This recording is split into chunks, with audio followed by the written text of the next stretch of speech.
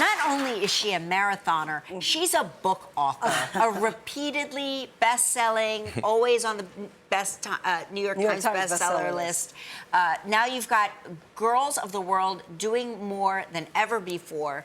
Tell me about this book, because you're mom to a son. Yes. Explain to me the impetus behind the book. You know, I was noticing that he was very gender specific about stuff like, that's for girls, but kind of in a put down way. And then we started just having conversations about how quite often you have these negative associations of, like, you throw like a girl, right? That's a bad thing, but boys will be boys, and that's kind of okay for whatever kind of behavior. That's right. And so it kind of gave me this idea that, look, we really need to affirm our girls and tell them, like, we can be strong and be bold and be ambitious. Yes. You know, because quite often when women grow up, or when girls grow up and become women, it's like, oh, she's too ambitious, she's too bossy. Right? But these are things that are positively associated with men. And so I just felt like, let's plant the seeds early. And so when you were growing up, you're obviously so successful. What did your parents tell you about what you could do? You know, I have to give them a lot of credit in that they gave me this belief that whatever I wanted to do, like, gender never came into play at all. There was no conversation about what couldn't I do. It was kind of like,